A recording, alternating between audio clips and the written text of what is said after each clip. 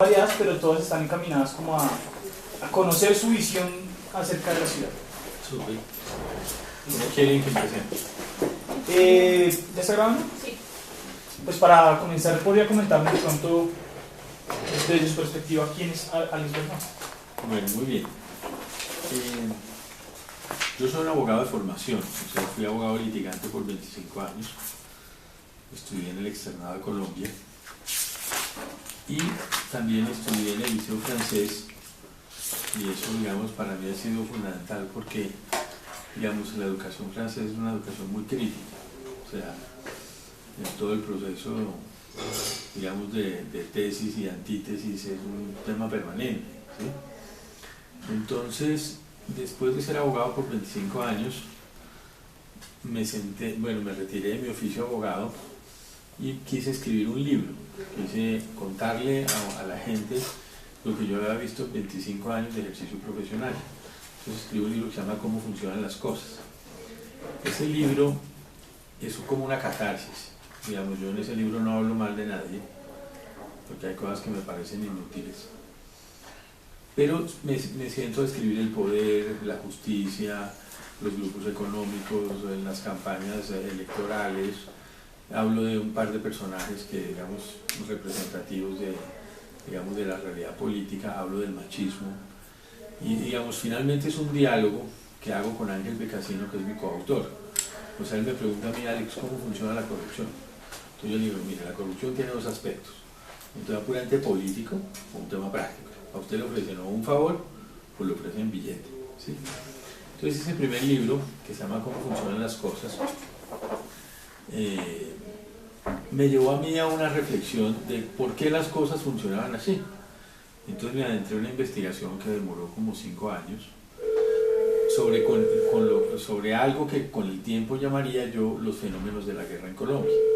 Entonces, digamos, durante mi formación, digamos, de abogado litigante, conocí el poder económico, el sistema bancario, financiero, y entonces cuando me dediqué a preguntarme por qué Colombia era así, entonces fui y busqué cómo se había originado la riqueza, cómo se habían originado los grupos económicos, y esos grupos económicos que hoy existen busqué a sus papás, a sus abuelos, digamos, en la historia.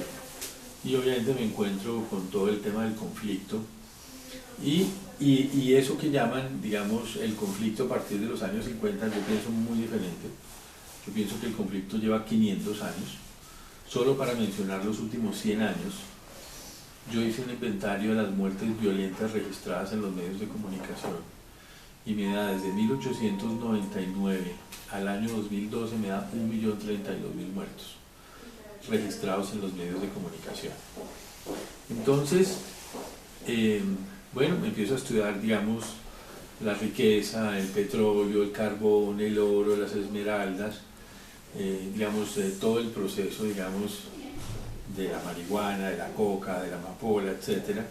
Todo el tema regional, el poder económico, el poder político, el poder territorial. Y en algún momento de la investigación, yo llevaba, digamos, por ejemplo, 2 años y medio, 3 años investigando y no había visto un solo mapa.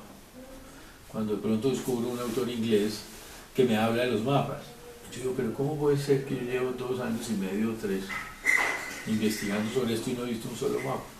Entonces me dedico como por año y medio a estudiar los mapas de Colombia, todo el mapa de la minería, y empiezo, digamos, a relacionar todo eso, y anecdóticamente... Hay una obra acerca de estos... Sí, hay un par de obras, sí.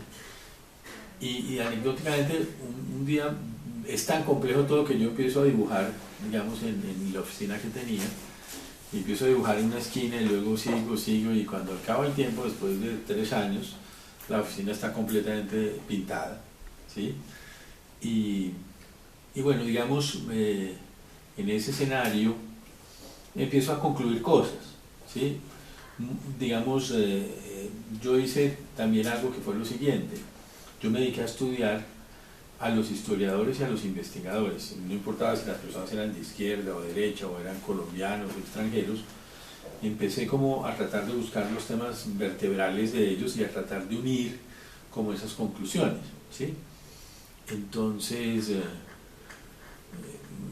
algún día me invito, por ejemplo, al presidente Uribe, y entonces él, que había sido ya expresidente, se sienta y debatimos muchísimo, se pone bravo conmigo, porque le muestro, por ejemplo, el mapa del paramilitarismo y el narcoparamilitarismo. Entonces él me dice, no, yo terminé con los paramilitares. Le dije, no, señor presidente, mutaron. Esta gente que perdió sus jefes estaba metida en el narcotráfico y de ahí aparecen las bandas criminales. Entonces tenemos una reunión como de 2 horas y media, larguísima, él con gente de él. Y finalmente, después de eso, él me reconoce, me dice, mire, su investigación es impresionante, yo nunca había visto esto, yo quisiera que usted hablara con mi ministro Oscar Iván y le contara, y en el curso de la conversación llama a varios ministros a preguntarle sobre cosas que yo estoy diciendo. Entonces, digamos, esa fue la prueba ácida para mí, porque yo estaba haciendo una investigación y en cambio él era el presidente en la práctica de 2 gobiernos. Después invité a Serpa, a Samper, a muchísima gente, que son los políticos que podían decir si lo que yo planteaba, digamos, en esos mapas de muchas formas, mapas conceptuales, estaba equivocado o no. El doctor Serpa, cuando vio esto, me dijo, mire Alex, todo lo que usted me muestra aquí yo lo sabía, pero nunca lo había conectado, ¿sí? Entonces finalmente, bueno, traigo, digamos, también investigadores, mucha gente que ha escrito libros de los cuales yo consulté, y llego a una conclusión. Eso lo llamo yo reevolución, los negocios de la guerra, ¿sí? Porque mi tesis es que nosotros nunca evolucionamos. A nosotros nos dicen, no, es que si nosotros recuperamos la paz, nunca ha habido paz. ¿Sí? Si nosotros recuperamos la democracia, nunca ha habido democracia. ¿Sí? Nunca ha habido Estado de Derecho, ¿sí? Ana María, muchas gracias. Gracias. Si quieren, hacen ese autoservicio. Entonces, digamos, ese es como mi segundo libro. Ese libro me demoró como 4 o 5 años. Y de hecho no lo publico, solamente publico pedacitos, porque me parece que el libro es contraproducente. Es un libro que va completamente en contravía del proceso de paz. ¿Sí? Porque nos están diciendo que nosotros, haciendo la paz con las FARC, vamos a conseguir, digamos, la paz con los colombianos. Y eso es mentira. Que se acaba el conflicto totalmente. Sí, pero es que el conflicto no lo originan las FARC per se, el conflicto lo origina la pobreza, ¿sí? Y una de las expresiones de esa pobreza son las FARC, ¿sí? Entonces, ese conflicto que Marulanda hablaba de sus gallinas y sus cerdos y todo eso, eso pasó hace muchísimo tiempo. Las FARC se dedicaron a muchas cosas, digamos, dentro de su tesis de que todo vale, y las distintas fuerzas de lucha y todas sus teorías, en mi opinión, terminan perdiendo el norte, porque si alguna vez lucharon por el pueblo, con el tiempo dejan de luchar por el pueblo y empiezan a luchar por ellos, por sus negocios y sus beneficios. Y pienso, en cambio, que si aquí hubiese una guerrilla, este sería el mejor país para una guerrilla, porque es el país más corrupto, el país más desigual, y si alguien tendría una oportunidad en un país de estos, es una guerrilla que se preocupara por el pueblo, ¿sí? Por eso es que uno ve como un antagonismo, que la opinión pública, el 93% de la opinión pública está contra las FARC, que si ellos representaran el interés de ese pueblo, de 30 millones de personas que viven por debajo de la línea de la pobreza, de 15 millones de campesinos, de los cuales solo 4 ejercen labores del campo, de 5 millones de afrodescendientes, 1.500.000 indígenas, 8 millones de obreros, si ellos representaran a esta gente, pues eran completamente populares. Y pongo como ejemplo la guerrilla zapatista, porque cuando uno ve la guerrilla zapatista y ve al subcomandante Marcos, que se autodefine como subcomandante porque para él el comandante es el pueblo, pues uno se da cuenta que si hay manera, digamos, de tener una lucha revolucionaria. Yo no comparto el tema violento, pero dentro de la expresión de cada, digamos, de cada facción política, se puede inclusive ser coherente, ¿sí? Entonces, digamos, ese libro, que a mí me parece inoportuno presentarlo, porque entonces aparecería como si uno es enemigo del proceso de paz, y yo no soy enemigo del proceso de la paz. Yo soy enemigo de que nos terminen por decir que una guerrilla que representa el 10% del conflicto nos va a dar a nosotros la paz. ¿Y quién le da la paz al estudiante? ¿Quién le da la paz al profesional que no tiene empleo, al ama de casa? ¿Quién le da la paz a ese muchacho que quiere ser empresario? ¿Quién le da la paz a toda esta gente que nunca ha empuñado un arma, pero que nadie se sienta con ellos a dialogar para ver si tiene una solución? Si uno visita los hospitales, va a las 4 o 5 de la mañana al hospital de Kennedy, y vos se encuentra la gente en el piso esperando a que le den una ficha para que un día de la enfermedad, porque las enfermedades tienen días, y si la persona está esperando no le toca el miércoles, sino le toca el viernes, y eventualmente lo atiende un médico general que no un especialista. ¿Y qué pasa con la paz de la gente? La paz de la salud, la paz del empleo, de la educación. Entonces, ese es mi segundo libro. Cuando termino esa investigación me doy cuenta que eso no lo va a leer nadie, porque en el mundo digital cualquier video que es más largo de 1 minuto lo deja uno para después. Entonces digo, bueno, ¿y cómo hago para que la gente lea esto? Entonces me pongo a pensar y decido escribir una novela que me la publica Oveja Negra, y termina siendo una novela política. ¿Sí? Me dice Cataraín, que es el editor, me dice, mire, este género no existía. Yo nunca había visto que una persona cogiera una investigación y tratara de meterla en una novela. ¿Cómo se llama la novela? Se llama ¿Quiénes son los dueños de la guerra? Sí, se llama. Lili, ¿por qué no me ayudas? Dile a Ana María que se me presta unos ejemplares, 6 ejemplares. Entonces, escribo esa novela que la publico en la Feria del Libro. Y bueno, digamos, es un poquito como mi proceso de reflexión sobre el tema del país. Obviamente, en ese tema... ¿No hay en este recorrido un contacto con la política nacional, Digamos, yo nunca me he involucrado en política, yo nunca me he involucrado en nada que sea... Lo único que hice una vez fue ser gerente de la beneficencia de Cundinamarca por 8 meses. Durante ese periodo de los 8 meses me encontré que se habían gastado 100.000 millones de la beneficencia. Demandé en esa época a mi gobernador. Entonces él me decía, usted no me puede mandar porque yo soy su jefe.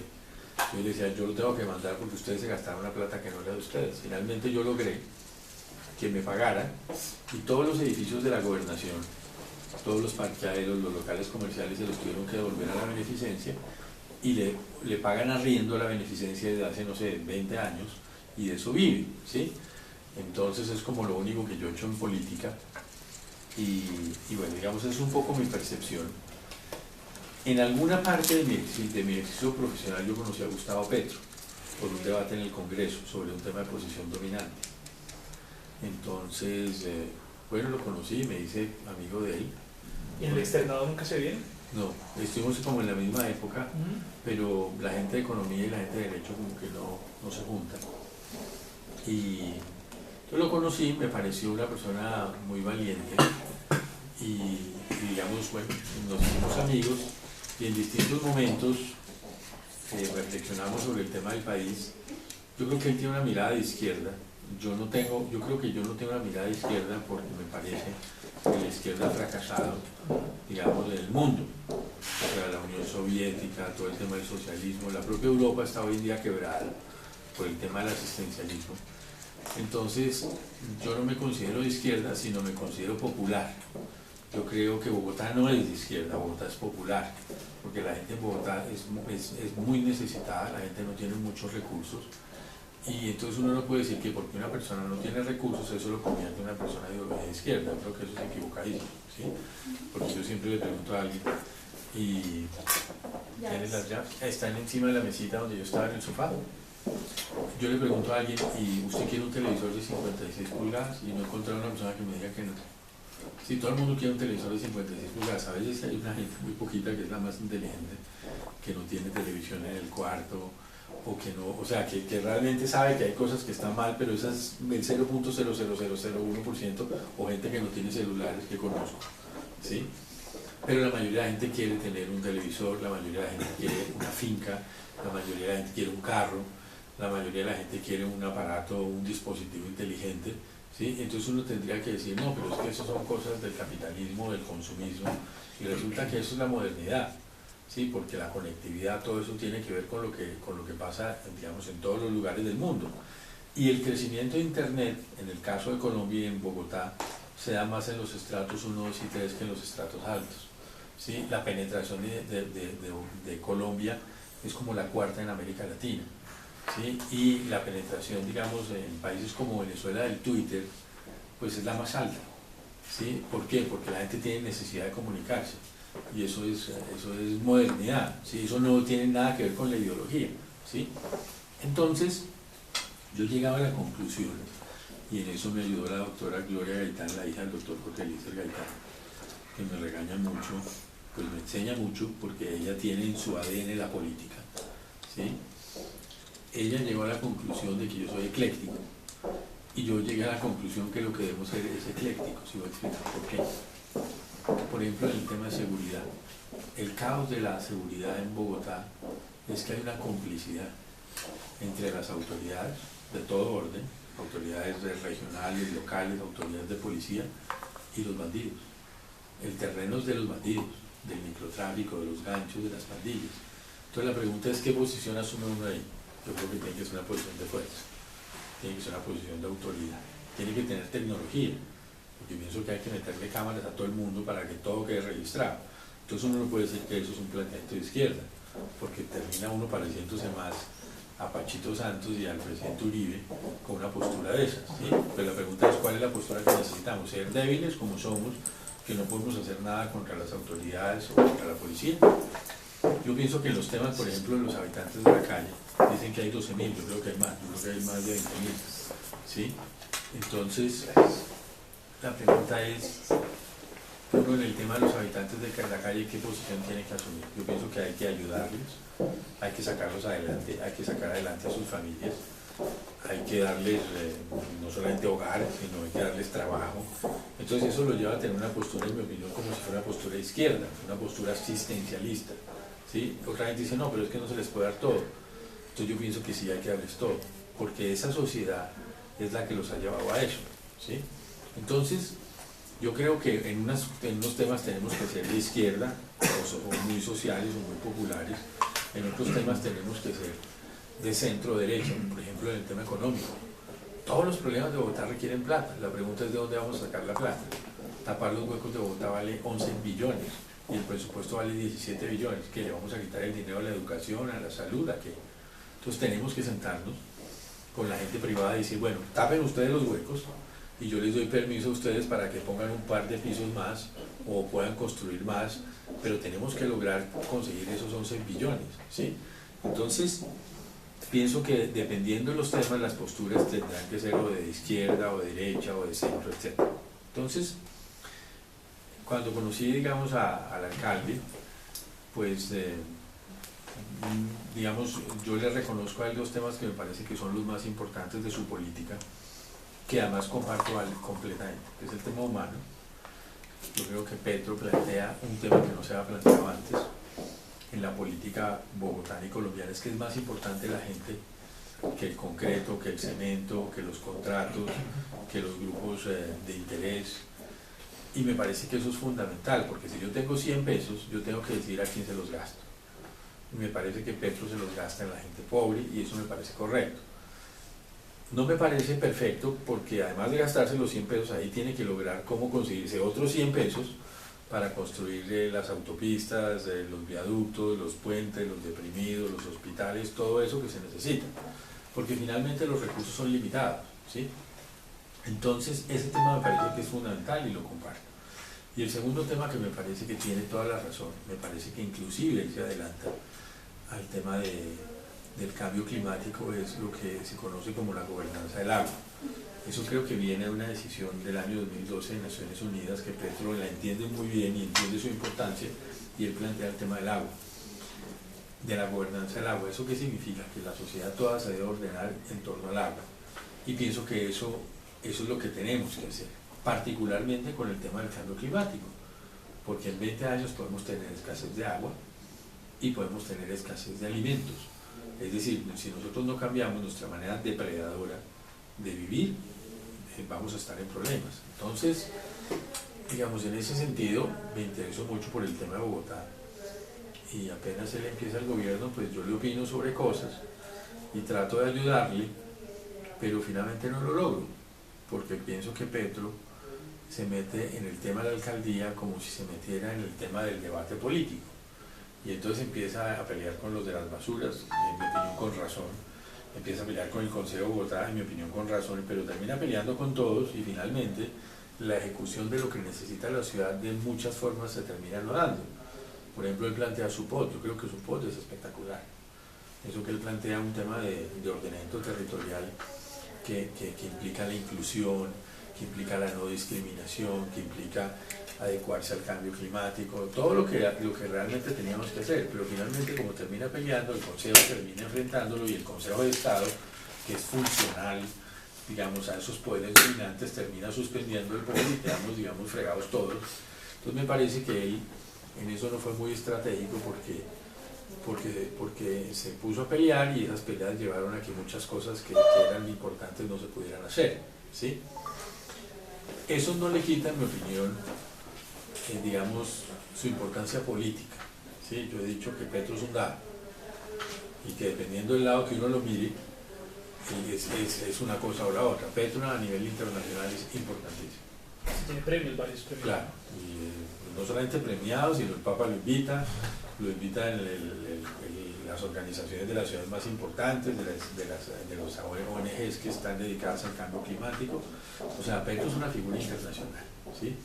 Si uno lo mira a nivel nacional, yo creo que Petro es uno de los dos políticos más importantes que hay. Uno es Uribe.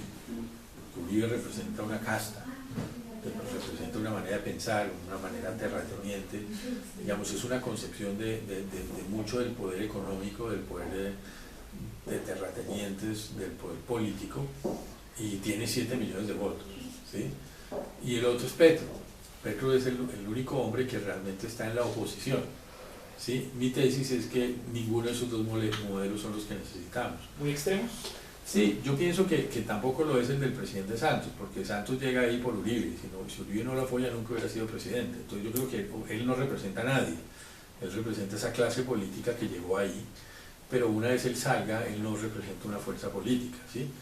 Pero me parece que esa mirada, tanto la de Uribe como la de Petro, no es una mirada per se que va a sacar al pueblo colombiano adelante, ¿sí? Porque si miramos el modelo venezolano, que es un modelo, en mi opinión, digamos, de izquierda, pues no consulta el pueblo, no consulta el agro, no consulta la tecnología, no consulta la modernidad, muchas cosas que teniendo todo el dinero que tienen era para que esa sociedad hubiera generado el progreso y el desarrollo a todo nivel y no convertirse en un estado puramente asistencialista donde toda la plata que reciben del petróleo toda se la gastan y no generan ni ahorro, ni generan inversión, ni generan, digamos, muchas cosas que necesita una sociedad, ¿sí? Yo veo que usted conoce muy bien cómo funciona más o menos la política nacional, aunque no haga parte, digamos, un papel activo en dicha política, ¿no? Entonces, ¿por qué una persona que sabe cómo funcionan estas maquinarias y que no está en esas, inmerso moviendo esos engranajes, por qué se lanza y hace una apuesta de este tipo? Es que yo creo que el mundo cambió. Por ejemplo, si nos metemos en el tema de puro la política de Bogotá, yo creo que es completamente mentira lo que está apareciendo en las encuestas. Hoy salió una encuesta donde Peñalosa dice que tiene el 30% y la encuesta tiene una muestra de 700 personas.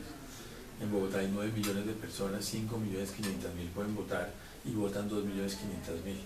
Entonces no pueden decir que preguntándole a 700 personas cuando hay 5.400 barrios en Bogotá van a poder saber qué piensan los bogotanos. Si a mí me dicen, ¿yo qué creo que va a pasar? Yo creo que el alcalde es o Pardo o Clara, y por una razón muy sencilla, porque del 100% de la población, el 50% son los estratos 0, 1 y 2, y el otro 50% son los estratos 3, 4, 5 y 6, pero el estrato 3 es el 85% de ese 50%, es decir, los estratos 0, 1, 2 y 3 son el 92% de la población. Entonces, y el estrato 3 es el 5%, el estrato 4 es el 5%. O sea, todos los estratos sumados menos el 5 y el 6 son el 97%. Entonces, a mí no me pueden convencer que preguntándole a 700 personas van a poder saber que Peñalosa tiene el 30% de 2.500.000 personas que votan, ¿sí? Entonces, equivaldría a 750.000. Pues Petro ganó con 734.000. Entonces no podemos decir que una persona como Petro hace 4 años logró sacar 734.000 y aquí hay una persona que tiene 750.000. Yo no creo eso. Yo lo que creo es que hay una manipulación. ¿Por qué me meto en la política? Porque creo que el poder lo tiene la gente. Porque en España, porque en Egipto, porque en muchos lugares los indignados han decidido no votar por esa gente, ¿sí? Entonces, yo cuál creo que es mi papel en esta campaña. Yo los obligo a tener que enfrentar temas que ellos en condiciones normales no enfrentarían. Entonces, cuando, debates, por ejemplo. Claro, cuando yo hablo, por ejemplo, de corrupción en la policía, ellos no pueden seguir con sus tesis, ¿sí? Tienen que entrar a ver cómo hablan del tema de la corrupción en la policía, ¿sí? Entonces, yo creo que el papel de los candidatos independientes, del mío en particular, es tocar temas que ellos jamás no tocan ni jamás tocarían. Entonces, por ejemplo, voy a las universidades, entonces ahí a veces hay expertos. Entonces les digo, pero ¿cómo es posible que ustedes hablen de temas y no hablen de temas estructurales? ¿Cómo es posible que no hablen de 30 millones de personas viviendo por debajo de la línea de la pobreza? ¿Cómo es posible que no hablen de que el 0.64% de la población es dueña del 70% de las mejores tierras? O que entre el 3 y el 5% de la población son dueños del 95% de la riqueza. Entonces, cuando ustedes hablan del tema de transporte y de movilidad, hablan de Transmilenio y de ICITP, nadie menciona que el tema de Transmilenio y de ICITP es un negocio privado y que los señores, entre más gente embotan en un metro cuadrado, más plata ganan. Eso no tiene nada que ver con un servicio público. Entonces, cuando yo digo eso, ellos vienen con sus teorías, pues les fallan las teorías, porque ellos no pueden entrar en un negocio que es de 9 personas, entrar a decirle a esas personas cómo manejar el Transmilenio o el ICITP. No pueden. Es un negocio privado. Entonces ahí aparece la mentira, ¿sí? Entonces pienso que, o sea, mi tesis es que ese 30% que dicen que tiene Peñalosa no es cierto. Me parece que es toda una manipulación que va encaminada a que los medios de comunicación y las encuestas tienen una llave para sacar a uno de esos tres, porque esos tres son funcionales a ellos, al punto que tienen liquidado a Pacho. A Pacho cada día lo bajan más, porque de alguna manera en Bogotá, que es Colombia, no quieren que Uribe gane aquí. Entonces, así como lo molieron en las elecciones presidenciales, donde yo creo que hubo mucha corrupción, lo tienen que moler en Bogotá, porque que Uribe se tome Bogotá es algo que no le va a gustar a muchísima gente. Entonces se lo tienen allá relegado en las encuestas. ¿Y por qué creo que es una manipulación? Porque es que a la gente le preguntan lo siguiente: si mañana fueran las elecciones y usted tuviera que votar por, le empiezan a enumerar primero a Pardo, a Peñalosa, a Clara, y después de que enumeran a 8 o 9, a nosotros nos dejan de últimos, ¿sí? Pero digamos, los debates a los que vamos nunca los sacan en televisión, nunca parece que nosotros los señalamos a ellos como los responsables del caos de Bogotá y de Colombia, la clase política, los partidos políticos, etcétera. Eso no lo sacan en un noticiero. No, decía Vicky Dávila que era muy difícil hacer un debate con 9, pero con 5 sí se podía. Bien, en Estados Unidos hay 16 candidatos a la presidencia y hacen debates con todos y digamos, todo se puede, ¿sí? No, aquí lo que hay es un direccionamiento, digamos que a mí ni siquiera me preocupa eso, porque me parece que finalmente la gente no es boba, ¿sí? Pues, digamos, mi tesis, puede que haya gente que no la comparta, pero eso es lo que yo creo. Yo creo que el pueblo es superior a sus dirigentes. Una persona puede no ser educada, una persona puede ser un vendedor ambulante, puede ser una persona que no tuvo la oportunidad de estudiar, pero bueno, esas personas se dan cuenta absolutamente de todo, ¿sí? Esa frase gaitanista está como central en su programa de gobierno, ¿no? 100%, y yo creo que ahí está la oportunidad. ¿Por qué cree que entonces pasa que el Consejo haya tanta corrupción? O sea, que en este caso el Consejo, o sea, el gobierno, haga lo que quiera con su pueblo. No, digamos, yo creo que es un proceso. Digamos, pienso que, digamos, para ustedes que son gente joven, yo pienso que cuando uno mira a la sociedad que construyeron los mayores, se tiene que dar cuenta que fracasaron, porque uno